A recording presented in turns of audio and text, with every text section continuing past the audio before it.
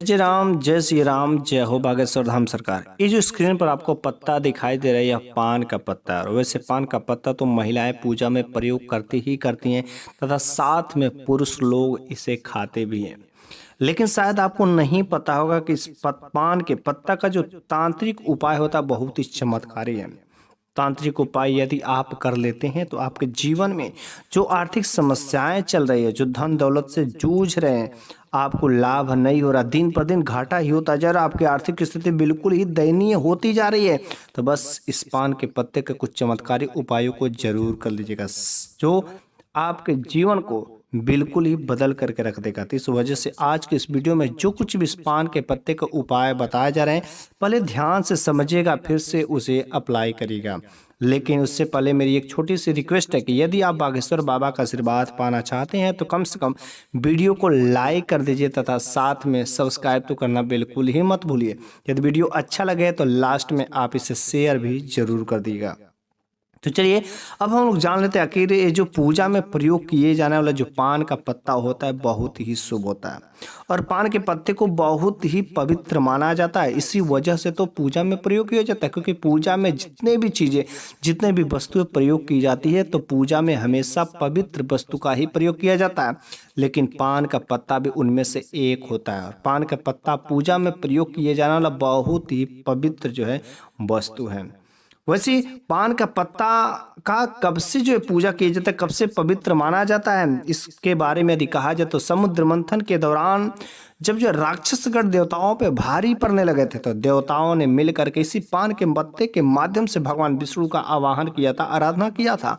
तो भगवान विष्णु ने इन सभी देवताओं की सहायता किया था, तब से आज तक जो पान के पत्ते की पूजा की जाती है। पान के पत्ते के कुछ ऐसे उपाय किए जाते हैं और पान के पत्ते से भगवान विष्णु के तथा सभी देवी देवताओं को अर्पित भी किए जाते हैं।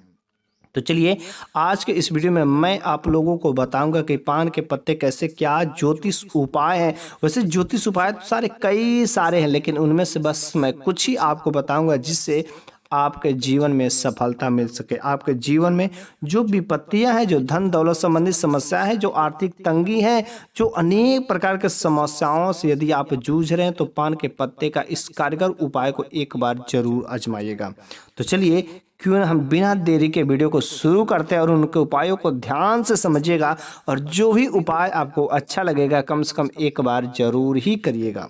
आपका जीवन बदलने से कोई नहीं रोक सकता। आपको माता लक्ष्मी पर तथा भगवान पर विश्वास जरूर होना चाहिए।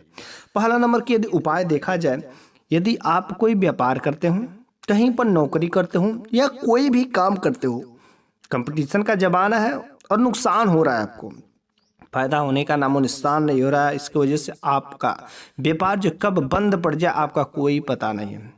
यदि आपके साथ भी ऐसी समस्या है तो इस पान के पत्ते का एक बार उपाय जरूर कर लीजिएगा। इस उपाय को शनिवार के दिन करना है। और कैसे करना है, आपको 5 पीपल का पत्ता लाना है और 8 पान का पत्ता, उसको एक जो धागे में पिरो लेना है।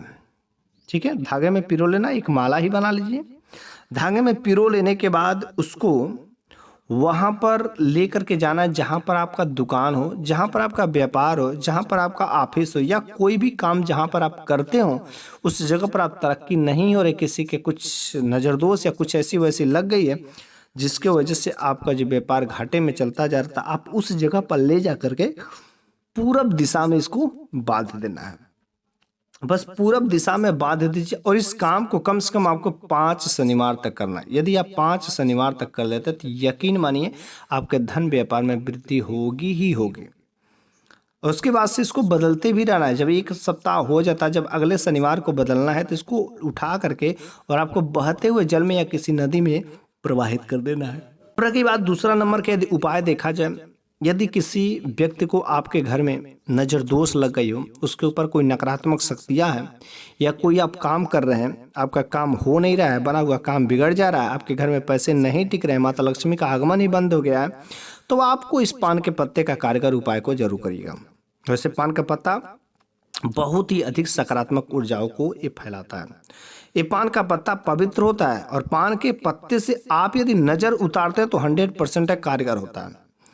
तो आपको जिस भी व्यक्ति के ऊपर ऐसा लग रहा है कि नज़र दोष लग गया, उसका कोई काम बिगड़ नहीं रहा है, तो आपको उस व्यक्ति से आपको कैसे करना है, आपको लेना क्या है, पान का पत्ता लीजिए और उस पान के पत्ते में आपको 7 गुलाब की पंखुड़ियाँ डाल देना है और उस व्यक्ति को खिला देना है। यदि आपका ही काम सफल नहीं हो रहा, आपको ऐसा लग रहा है कुछ नज़र दोष है, तो आप खुद ही खा लीजिए।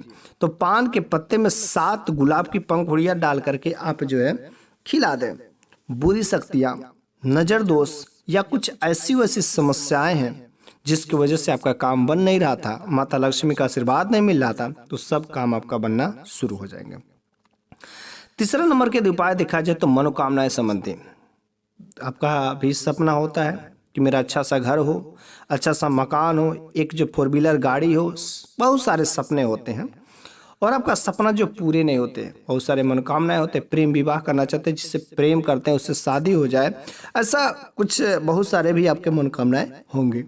तो आप सभी प्रकार के उपाय अनेक पंडितों से कह करके थक गए हैं, लेकिन आपका कोई भी काम जो सफल नहीं हो रहा, तो इस पान के उपाय को एक बार जरूर आजमा के देख लीजिएगा।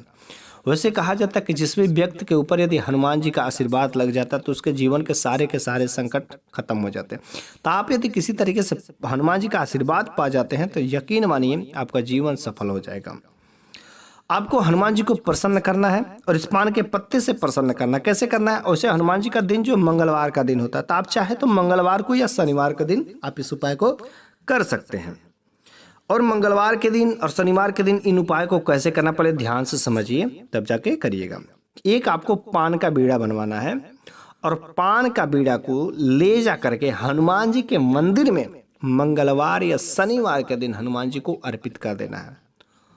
और इस काम को यदि कम से कम 5 मंगलवार या 5 शनिवार को कर देते हैं तो हनुमान जी प्रसन्न हो जाते हैं और आपका जो बिगड़े काम होते हैं, जो सपने होते हैं, धीरे धीरे उन सपने को साकार होने की उम्मीद दिखाई देने लगती है। अगला नंबर के उपाय है कि हनुमान जी और भगवान शिव दोनों एक ही स्वरूप हैं। भगवान शिव के ही एक रूप जो है हनुमान जी है। तो यदि हनुमान जी को प्रसन्न कर सकते हैं तो वैसे भगवान शिव को भी यदि आप प्रसन्न करते हैं तो यकीन मानिए भगवान शिव प्रसन्न हो जाएंगे, तारे के सारे काम जो है बन जाएंगे। तो भगवान शिव को भी पान के पत्ता से कैसे प्रसन्न करें? वैसे महिलाएं तो अक्सर पान के पत्ता का पूजा में प्रयोग किया ही जाता है। कोई भी पूजा हो, पान का पत्ता बहुत ही जरूरी होता है। तो पान का पत्ता आप लीजिए और भगवान शिव के मंदिर में चले जाइए। तो सिंपल सा पान का पत्ता भी भगवान शिव को अर्पित कर सकते हैं प्रसन्न करने के लिए।